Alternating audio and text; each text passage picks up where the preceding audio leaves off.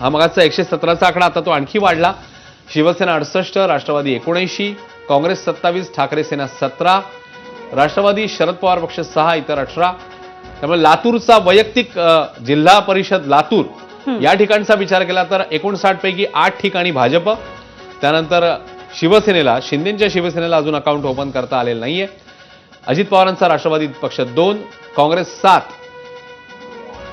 शरद पवारांचा पक्ष त्यासोबतच उद्धव ठाकरेंचा पक्ष यांची आकडेवारी 0 आणि 2 अशी अनुक्रमे आहे।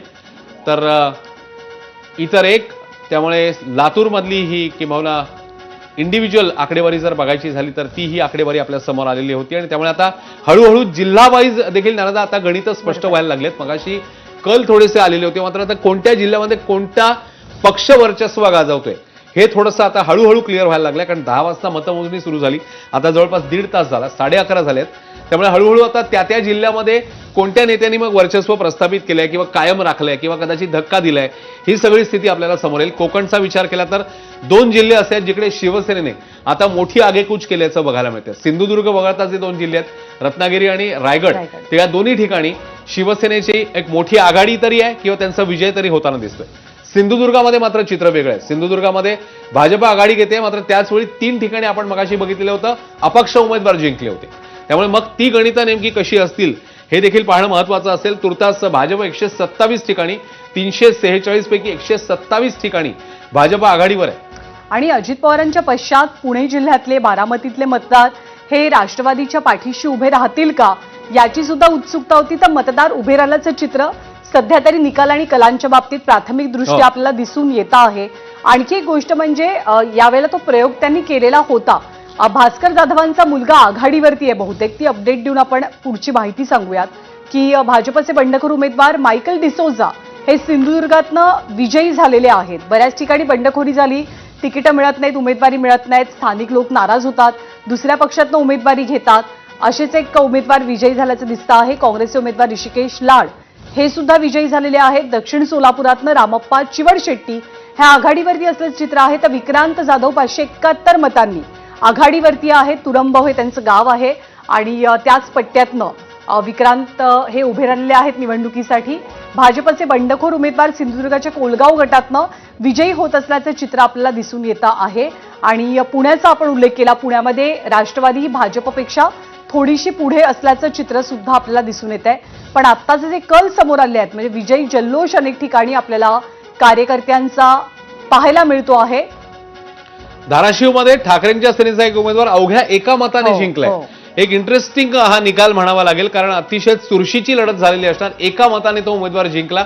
म्हसळा पंचायत समितीमध्ये सर्व जागा 4 ज्या राष्ट्रवादीने जिंकलेल्या आहेत। रायगड जिल्ह्यातली म्हसळा पंचायत समिती ही राष्ट्रवादीने जिंकलेली आहे। सर्वच्या सर्व 4 जागा म्हणजे 4-0 निर्विवाद वर्चस्व एक प्रकारे म्हणावं लागेल आणि त्यामुळे पंचायत समिती म्हसळा ही रायगड जिल्ह्यातली जिंकलेली आहे ती राष्ट्रवादीने। आणि गुहागरचा मगाशी आपण अपडेट दिला, भास्कर जाधवांचा मुलगा आघाडीवर आणि इकडे ढोकीगणात ठाकरेंच्या सेनेचे अमर समुद्रे अवघ्या एका मताने विजयी झालाय। अवघा एक मत म्हणजे प्रत्येक मत किती आपण म्हणतो प्रत्येक मत एव्हरी वोट काउंट्स, तर तसं कुठेतरी इकडे झालेलं दिसतंय। अवघ्या एका मताने हा उमेदवार जिंकलेला आहे। सिंधुदुर्गात भाजपचा बंडखोर उमेदवार मायकल डिसूजा जिंकलेत, तर तिकडे धाराशिव मधली ही अपडेट आहे।